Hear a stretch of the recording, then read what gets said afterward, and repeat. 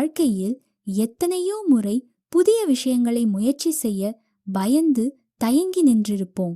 நம்மால் முடியுமா, தோற்று விடுவோமா, ஆபத்து நேருமா என்ற பயம் நம் கண்ணெதிரே இருக்கும் மிகச்சிறந்த வாய்ப்புகளை கூட அந்த பயம் மறைத்துவிடும்.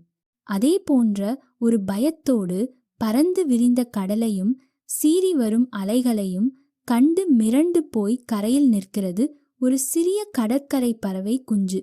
தன் பசியை போக்க அந்த பெரிய பயத்தை அது கடக்க வேண்டிய கட்டாயம். பயத்தின் பிடியில் சிக்கித் தவித்த அந்த சிறிய உயிர் எப்படி தன் தயக்கத்தை உடைத்து ஒரு புதிய கோணத்தில் உலகத்தை பார்த்து வெற்றி கொண்டது என்பதை விளக்கும் ஒரு அழகான கதை இது.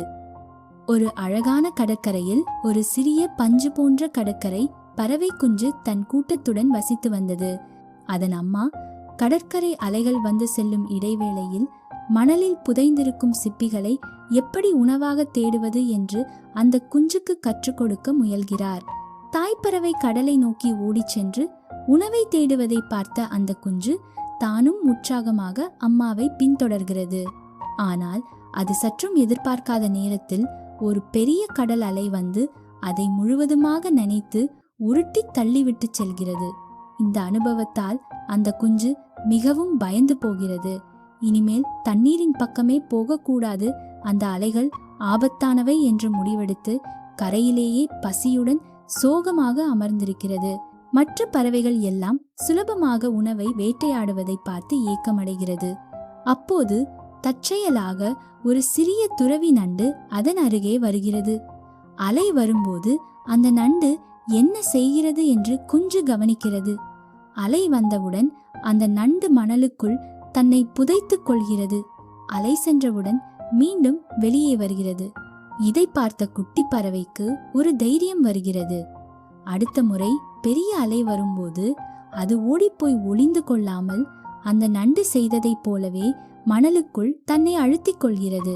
தண்ணீர் அதன் மேல் வந்து மோதிய போது அது மெதுவாக கண்களை திறக்கிறது. அங்கே ஒரு ஆச்சரியம் காத்திருந்தது. நீருக்கடியில் அது ஒரு புதிய அழகான உலகத்தை காண்கிறது. அலைகள் மணலை கிளறும்போது அங்கே எண்ணற்ற சிப்பிகள் புதைந்திருப்பதை அது தெளிவாக பார்க்கிறது. அலை வடிந்ததும் அது மகிழ்ச்சியுடன் வெளியே வருகிறது. இப்போது அதன் பயம் முற்றிலும் நீங்கிவிட்டது. அது உற்சாகமாக அலைகளுக்குள் ஓடிச் சென்று மற்ற எல்லா பறவைகளை விடவும் பெரிய சிப்பிகளை வேட்டையாடத் தொடங்குகிறது. கடைசியில தான் பயந்த அதே அலைகளுடன் மகிழ்ச்சியாக விளையாடுகிறது. பயத்தை வென்று புதிய கோணத்தில் உலகத்தை பார்த்தால் நமக்கு கிடைக்கும் வாய்ப்புகள் ஏராளம்.